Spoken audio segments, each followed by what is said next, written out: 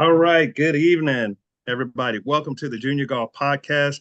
I'm your host, Ro Thompson. And as always, we got a special guest on the show all the way from British Columbia. Y'all give it up for Geoff Greig. Hey, Geoff, how you doing tonight? I'm doing great. Thanks so much for having me on.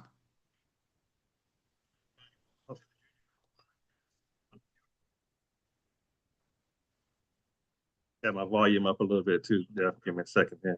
Yeah, no problem. Good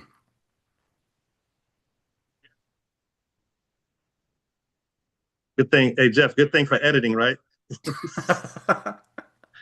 Yeah, unfortunately we can't edit how we look, but we can edit how we sound. Right, exactly. Well, Geoff, man, it is a pleasure and an honor to have you on tonight. Thank you again for agreeing to do the show.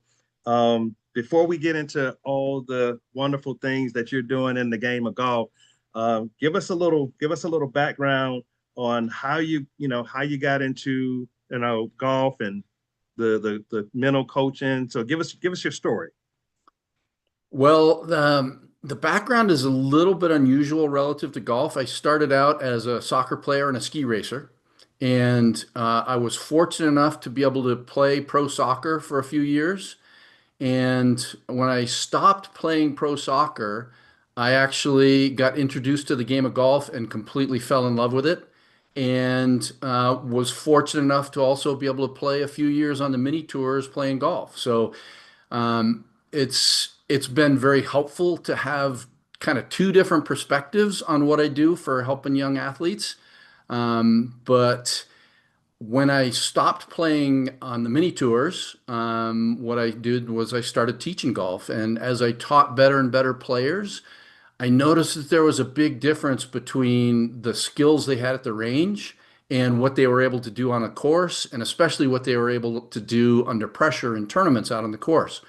So that's kind of what triggered me getting into mental performance coaching, was just noticing the big difference between what people could do on the range when there was no pressure and what they could do when they got under pressure. So that led to a lot of years of research on neuroscience and psychology and meditation and Tai Chi, and it's all kind of and then that combined with my experiences, looking back once I started doing the research, I kind of figured out that I had some pretty good physical skills, but mentally and emotionally, I was a terrible athlete. So I'm trying to help people not have to go through what I went through. Yeah, I heard a lot of people that get into the mental performance and the psychology of it. They didn't have it all together when they were coming up, so they feel like that can be their passion, in terms of helping other, athletes get better. Now, do you do just golfers, or you kind of No, doing a rare athlete? I work mostly with golfers, but I also work a lot with skiers. I work some with soccer players. I've Okay. done a little bit of work with basketball players, but the two main sports are skiers and golfers. Okay, good, good. Now, me doing some research into the what you teach and whatnot. You often talk about the balance between the mental, the emotional, the physical. Why do most athletes stay stuck in the physical training? And what is the first sign that an athlete's, system is out of alignment, so to speak? Well, I think a lot of it is really cultural. I mean, look, if we look back at our own experiences in sport, how much time did you spend working on your skills for the sports that you played, right? The physical skills. Like as a golfer, how much time did you spend working on your swing and working on your chipping and working on your putting? And how much time did you spend working on your focus and working on your emotional control? Yeah, So yeah. you know, culturally, we're especially, although golf is cool because golf is one of the first sports to really dive into the mental side of the game because it's easy to see how important the mental side is for golf because the margins are so fine at the high level. But for most sports, it's about, hey, if you're not playing good under pressure, you just got to tough it out, or you got to do more work on your swing, you got to do more work on your putting, and we kind of look at it that it's not a problem when you're not playing as well as sorry, it's not a physical problem. It's Hmm. more that your mind isn't able to access the skills that you've created. Wow, that's good, Jeff. That's good. So, Jeff, when it comes to, um, how can an athlete tell if they're just having some mechanical issues or if they're having some mental noise in their head? How can they tell the difference? That one's actually really easy. So Mm, if you hit better shots at the range than you hit on the course, yeah, right? it's That's not a physical problem. That's a mental problem. right, And if you right, hit better shots on the course when you're just playing for fun than when you're in a tournament, that's not a mental problem. That's not a physical problem. That's a mental and emotional problem. So when you see big differences between the level of physical skill and what you do when you compete, that tells you that your 3D skill. So the basic terminology that I use is every athlete has three sets of skills. You got physical skills, which for hmm, golfers is your swing and your chipping and your putting. Then you right, have your mental skills, which is the ability to focus on what you want to focus on when it's time to focus. And then right, emotional skills, which is using your emotions as opposed to getting abused by them. right. And when you put all three of them together, then you become a 3D golfer instead of a 1D golfer. Wow. Yeah, because like you say, you talked about the three phases. Now, that second phase you talked about, it got my attention a little bit.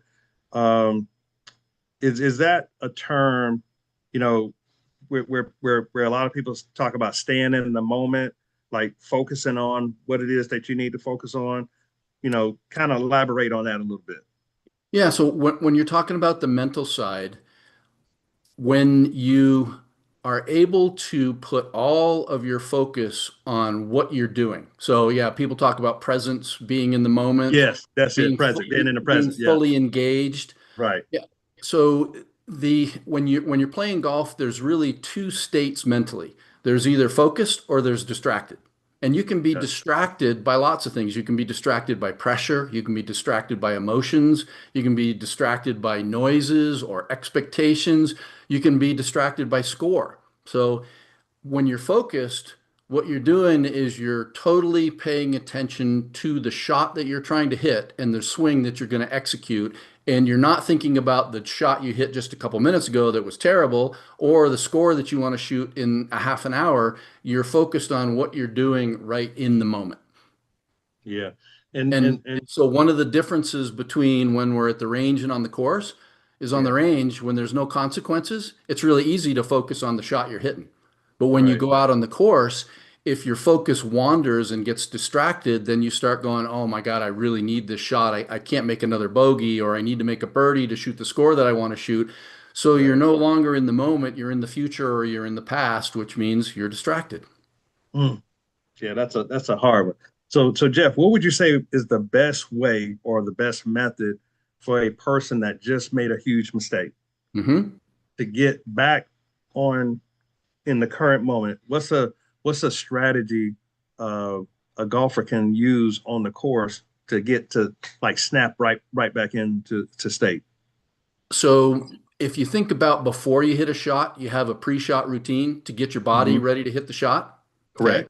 Well, I also teach golfers that it's important to have your mind and your emotions done or put into the right state before the shot. So you include a mental and emotional component to the pre-shot routine, but the fastest Hmm. way to get out of a bad state after you hit a shot is to create a post-shot routine. Oh, okay. Okay. So That's good. think about it like you're a golfer, you got a bag full of clubs that are different tools for different shots. Well, if Right. you're going to be a 3D golfer, you've also got to have a toolbox or a bag full of tools that helps you deal with different situations. So you have tools that help you deal with pressure before you hit the shot, and you have Hmm. tools that help you deal with emotions after you've hit a shot. So here's a classic example. I was very fortunate. I got to spend a whole day with Tiger back a number of years ago and got to chat Okay. with him all day long. And he, at the time, was working with Butch Harmon. Right. And he had real, so he has a pretty good temper on the golf course. You've probably seen that before. Oh Okay. yeah, yeah, a little bit. Yeah, yeah. So he would get, if he didn't hit a shot or if he hit a shot that he didn't think was what he needed to hit, he would get pretty Hmm. angry. Yeah. Well, he made a deal with Butch that he could get as angry as he wanted, but after he took 10 steps, the anger had to be gone. So his post-shot Mm, routine was was 10 taking steps. steps. Yeah. Wow. Yeah, yeah, So yeah. if you create something ahead of time, and it can be an amount of time like, hey, you know what? I'm allowed to be angry because we're human beings, we're going to get angry. But after Mm, 30 seconds, that anger's got to be gone, right? So I got to move on to the next shot. Or I have some golfers who like to think of it as the divot. So when they take a divot, they can be angry until they put the divot back in the ground. And when the divot goes in the ground, the anger goes in the ground too. Or yeah. they take a club that they hit the shot with, and as soon as the club goes in the bag, the anger has to go in with it. Wow. Yeah. I've heard Jeff that some people what they like to do after their shot as they're walking down the course, they like to pay close attention to their footsteps and just kind of concentrate on that just to kind of Yep. get out of that mad state of mind. So that's actually a really good pickup on your part, noticing that, because Yeah, when you're talking about trying to turn down the volume dial of emotions, right. we're not trying to turn people into robots and say, don't be emotional. But if your emotions are turned up too high, then you can't focus on the shot that you need to hit next. One of the things that's most powerful for turning down emotions is turning up your sensations. So the Mm, more you're paying attention, this is why so many golfers are doing breathing exercises and yeah. meditation exercises, because when you're paying attention to what's going on, like if you're looking and enjoying the beauty of the course, or you're feeling Hmm. your steps, or you're consciously trying to relax your muscles, when you turn up your senses, you turn down your emotions. The two of them are completely different and opposite systems.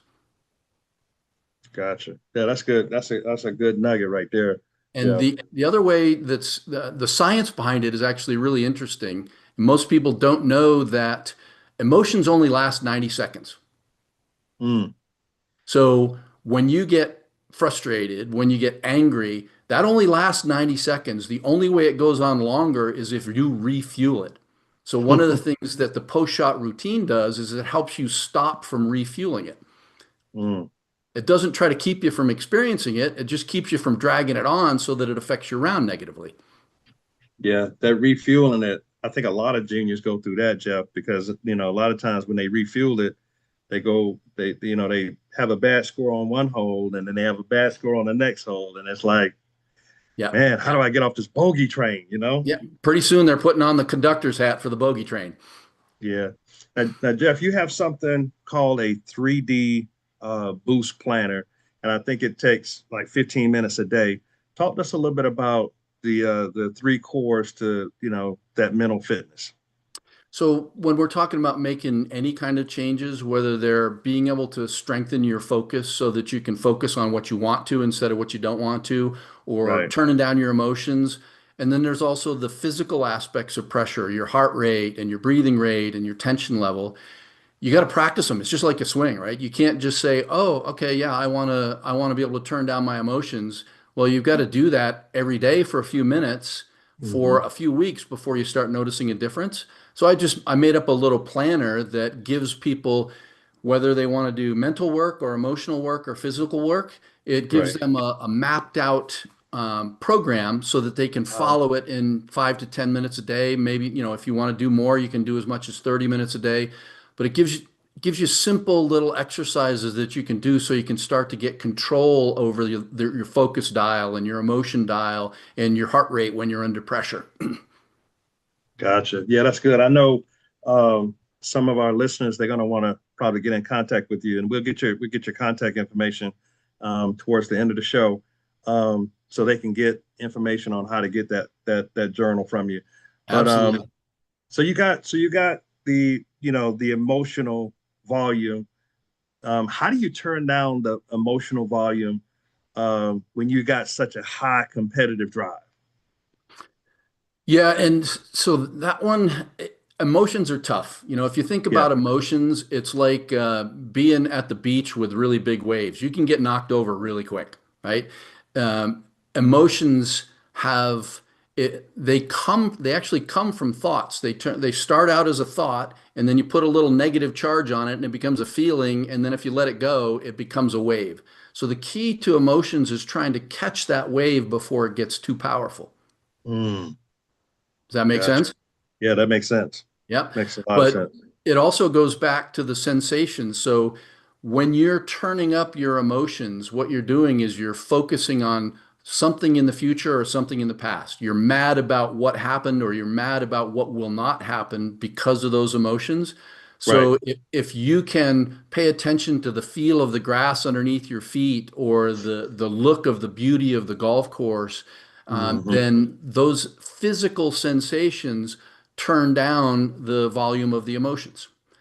But it's also one of the reasons why you see so many golfers working with mental, especially tour golfers, working with mental performance coaches, right? Because if you do some meditation stuff, if you do breathing exercises, to me, breathing is probably the most powerful, direct answer to your question of how do you tone down the emotions. There are Hmm. certain breaths that if you learn them and you practice them, those breaths can help you get control of your emotional dial. Yeah, that's real key, Jeff, because you bring up a good point.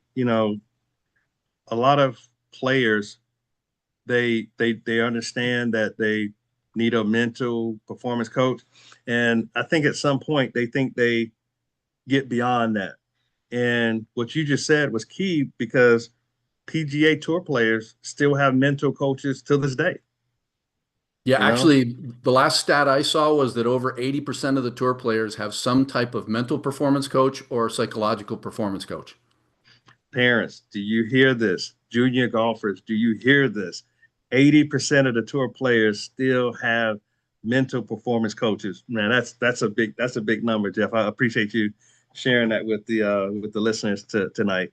Well, Um, if you look at the big picture, all right, the men and ladies on tour have high physical skills. So what's going to right, be the difference? What's going to be the difference maker?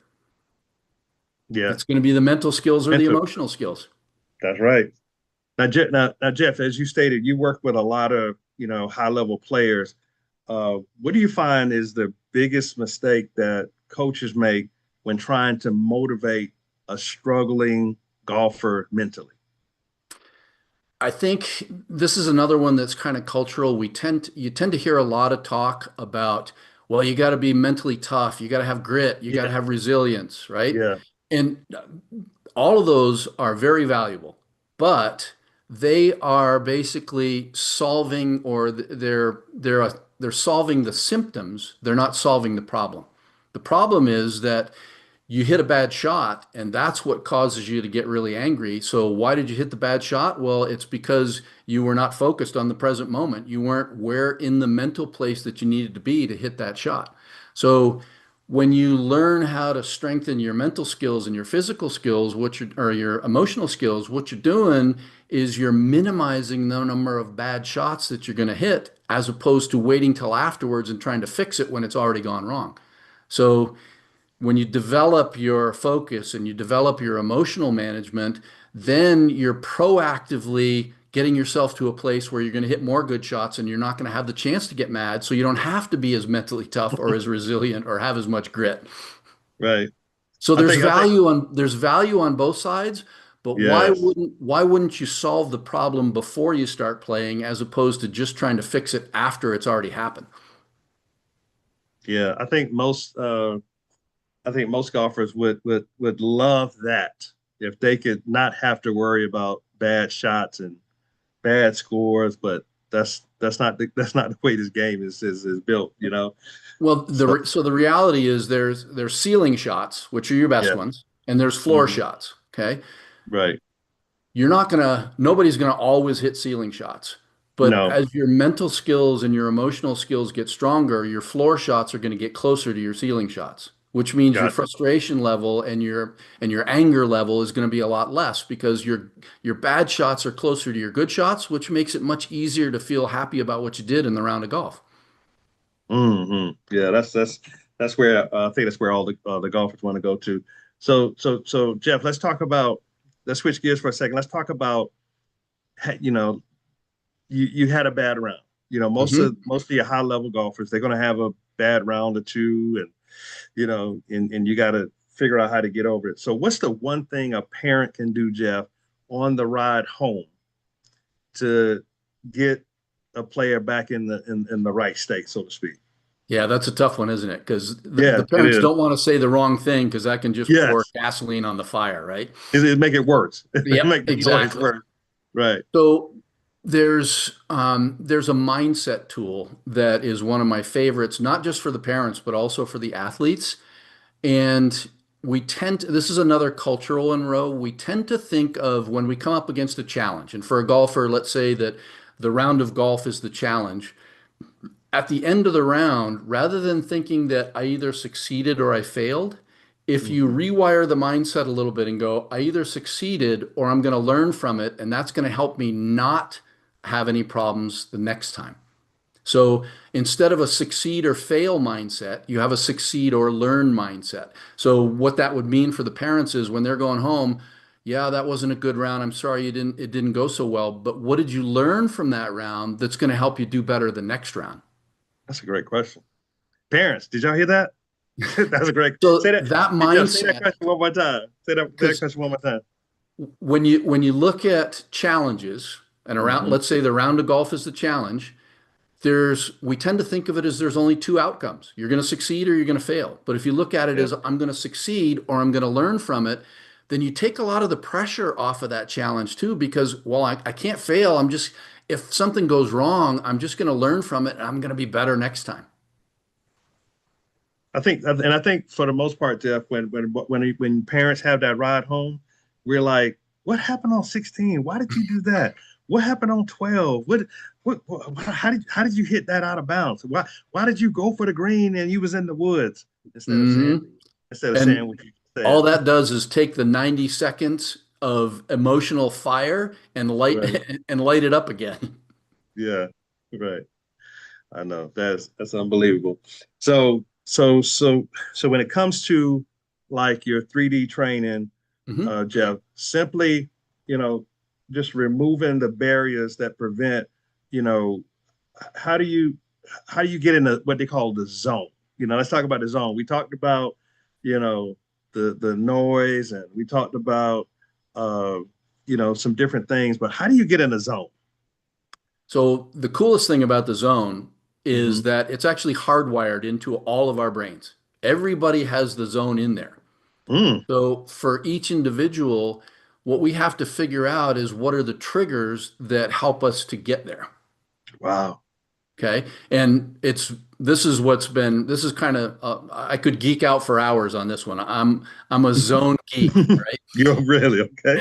Oh yeah, I mean, so I was very fortunate. I had some zone experiences in sport when I was very young, and that's kind of what drove me all the way through was trying to figure out how can I get more of that.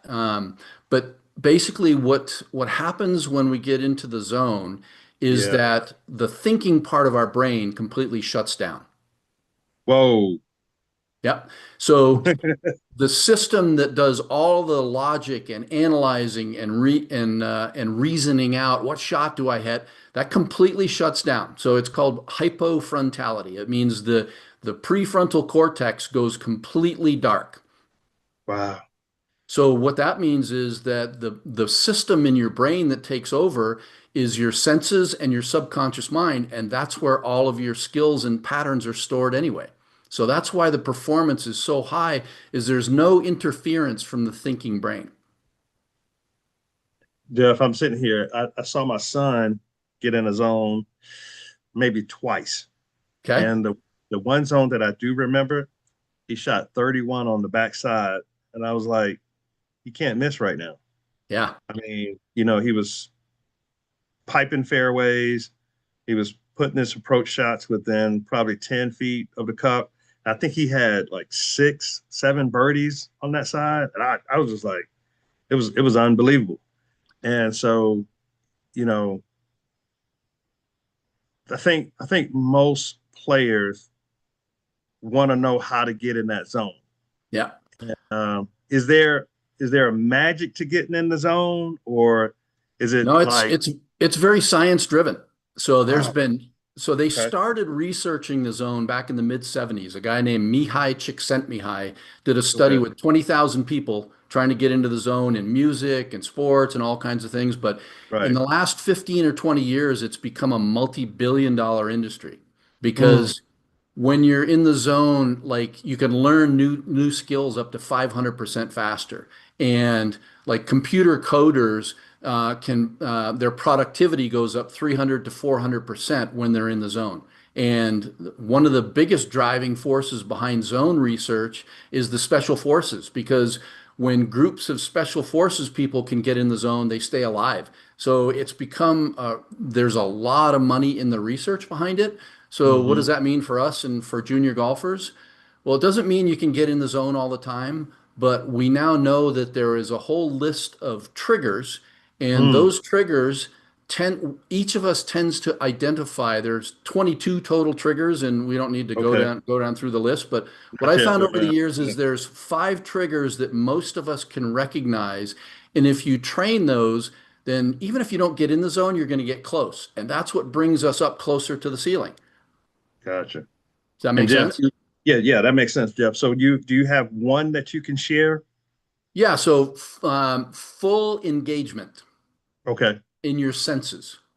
Gotcha. So have you ever done something where you were so involved in the task that you totally lost track of time? Yeah. Yeah. Yep. So that's why full engagement is a trigger. And the other one, they call it process passion, or Hmm. so in other words, when you are so in love with the action itself that you don't care about the result, that triggers the Mm. zone. Oh wow. That's a kind of an easy one to because Jeff, you brought up something important because like sometimes, okay, so I asked my son, and this is gonna bring light to what you're saying, Jeff. I asked my son when he shot that 31. I said, John, what happened? How did you? I mean, you shot 41 on the front side. I mean, 40 on the front side and 31 on the back side. What happened? He said, I just didn't care. I was just playing, and I wasn't concerned about the result. Just just Yep. started hitting, just started making shots, and I was like, oh, okay, So you just hit the key right on the head. When you let go of the desire for a result and you become totally absorbed and totally passionate about the action, where all you can see is the shot exact shape, or you can yeah, feel the swing. So when you become totally absorbed in what you're doing and you let go right, of the result out in front or the hmm, whatever happened in the past, those are right, two of the most powerful triggers for getting in the zone right there. And wow, the when you look at in the science, the lower you get or the closer your brain waves get. So brain waves move up and down all the time, right? When you get in that panic state, right, where you feel like, oh my God, the pressure is squeezing me, your brainwave frequency goes up really high. And that hmm, triggers all kinds of performance inhibiting neurochemicals in your brain. So your body freezes up, your emotions get all panicky. It's like you're seeing a tiger that's coming to eat you. Okay. But when you lower your brainwave frequency down almost to the point of going unconscious, that's when the performance enhancing chemicals happen in your brain, and that's when you start dropping into the zone. But the key is, even if you don't get in the zone, if you work with the zone triggers, so one of the things I hmm, love doing with my athletes is figuring, well, which one or two of the zone triggers do you really find easy to use? Then we hmm, help them train those and practice them. So even if they're not dropping all the way into the zone, they're getting close. And when you're close, your bad shots are going to be way closer to your good shots, which is what we all want, right? yeah, that makes sense, Jeff. I appreciate you, spending a little time on that on the zone portion Well, of there's, one other thing that's really important to know with that. hmm, You've heard the term muscle memory. yes, yeah, yeah, Okay. Muscle yeah. memory is actually, when it comes to your skills for playing golf, it is a fallacy. Oh There's no wow, memory in the muscles. The memory is all in your brain. oh So wow, when you spend hours and hours and hours training yourself to be able to hit a high draw, the memory yeah. for that is in your subconscious mind. They're not in your muscles. The muscles are dumb as posts. They can change instantly. Gotcha, gotcha. So what that means as far as the zone goes is Hmm. when your thinking mind shuts down, then your subconscious mind takes over. And that's why it's so much easier to get into the zone when you don't have too many thoughts. So when your son said he didn't care, what that means is he's letting go of all the thoughts and the feelings and the emotions. And then the subconscious, where your skills are stored, takes over and does everything for you. Yeah. So that's what happened. He said he just didn't care. So So have you ever felt like you were in the zone yourself? yes, I was in a zone as an athlete, probably back in no, when I was in college, and I won the So I 5 or 10 years ago. yeah, like 5 or 10 years ago, right? Yeah, Wink, wink. I couldn't miss. I grew up playing high school college tennis, and Yep. I won our conference title by beating one of the top kids on the other college team, and I couldn't miss. So I knew I was in a zone because I just couldn't miss. So did it feel like it was just kind of automatic, like you Yeah, weren't controlling it, it was just kind of happening? yeah, it just happened. It was just automatic. Did it feel like time kind of slowed down a bit, like you had more time to do everything? Yeah, So yeah, there's triggers for the zone, but there's also signs. So when you know your personal triggers and you recognize the signs, that just helps you get closer more often. mm, So gotcha. the automatic feeling is because Yeah, when we try to control things with our thinking brain, then it doesn't work fast enough. People, don't burn. one of the things that science tells us now is that Yeah, your subconscious mind can process things up to 100,000 times faster than your conscious mind can. So so that's like why, almost like a computer. well, so if you think about it like AI, if you put in a really good prompt into AI, Yeah, right, and then you just hit enter and let it happen, then you're going to get the best possible answer. But if you put in a really good prompt and then you type in a few other things that confuse it a little bit, you're not going to get a good answer. takes a little longer to come back with a response. And you might get a good response, but you might not. True. Yeah, that's true. Yeah, well, Jeff, this has been good, man. So, Jeff, talk to us a little bit about this new book you just came out with. Oh, you're into my passion now. So Yes, yes, the book is called 3D Power Parent Essentials, and it's basically designed to help parents kind of be a guide or a co-pilot for their athletes. Because, most of the better young athletes these days, they have skills coaches, and the skills coaches are very good these days. We got a lot of data we can use and everything. right. But I designed the book to help people understand that if you can help them be a little bit more present with their mind so that they can focus better, and if you can help them have a little bit more control over their emotions just by doing some things for 5 to 10 minutes a day, then you can be not so much a parent trying to say, hey, you've got to do this. You can be a co-pilot going, hey, you know what? If you try this, it might help with that. So it puts the parent young athlete relationship in a different light. But basically, the book is pretty simple. It goes from the first section of the book is all about how to play better. The second section of the book is all about how to practice smarter. And the third section of the book is all about how to apply the principles to living a little bit better, too. Because a lot of times, young athletes tend to relate how well they're playing to who they are as a person. And I talk Hmm. about how you can help them not have to deal with those kind of tough things as well. Because self-belief can take a big beating when kids aren't playing well. And the book gives the parents some methods to help with that. That's beautiful. We got a book for parents out there. That is great. And Jeff, where can we get the book from? On Amazon. So it's Amazon. right. Okay. It's in ebook and paperback, and it'll be coming out in a few weeks in Audible as well. Okay, great. Make sure you send me that link once we get off air, okay? Absolutely. All right. So Jeff, let's get ready to finish up, man. We're gonna finish out strong with some rapid fire questions. Favorite course that you've ever played? Torrey Pines. Yes. I, Okay. I Nice. taught there for a bunch of years, and the views are Oh, amazing, and the wildlife in the canyons it's a great setting for playing golf. nice. All right. What's the one course on your bucket list? That's about the easiest question you could possibly ask. Augusta. Augusta. How did I know, right? Yeah, Well, listen, it's going to happen one day. You I just got like it. Thank you. keep visioning that it's going to happen. Driving range or nine holes? For me, driving range, because I find it much easier to dip deep into the zone on the driving range. Like Okay. on the course, being able to get in the zone can depend on who you're playing with and how long it's taken to Right. play. But I have a little process of my own zone triggers that when I go into the driving range, I can get into the zone pretty quick, and it just makes it a great experience when you dip into the zone for a few minutes. Great. I'm getting kind of intrigued. It's been a while since I it's been a while since anybody talked about zone in golf. And so I think we need to introduce that and make it popular again, getting in a zone. Walking or riding. Walk. Okay. Why you like to walk? For me, it's and this the key for me playing golf is I want to feel like I'm kind of in tune with the golf course.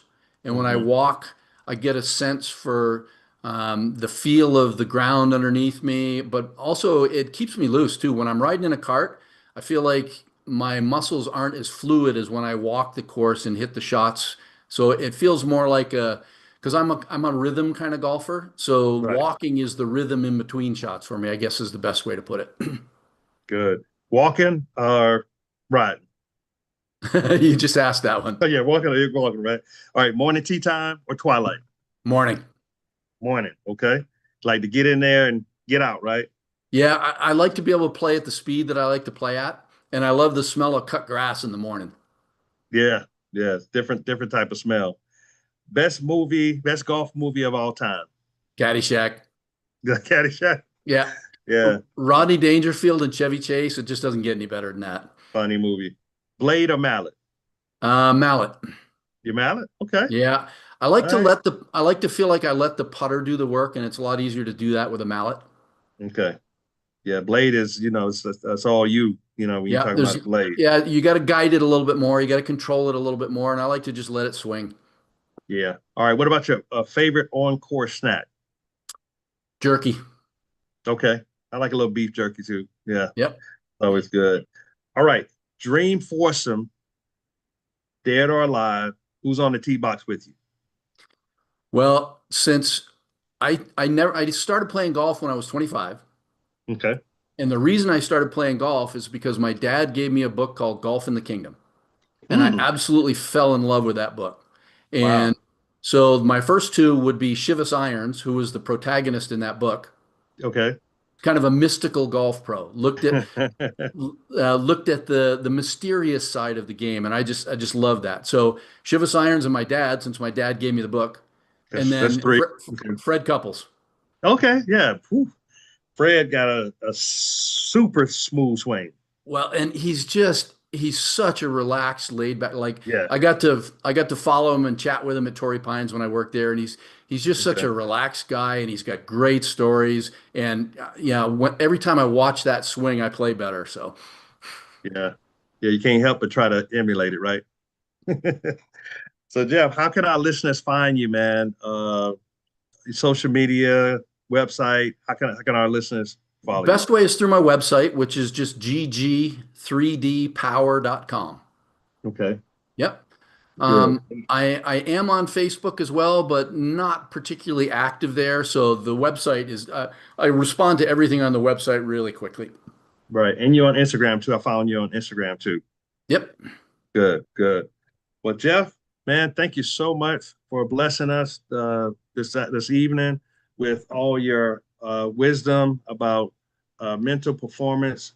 And you know, we one of the things that I found, Geoff, is that the mental performance piece is the last piece that most parents and juniors, so, that's the last one that they pursue.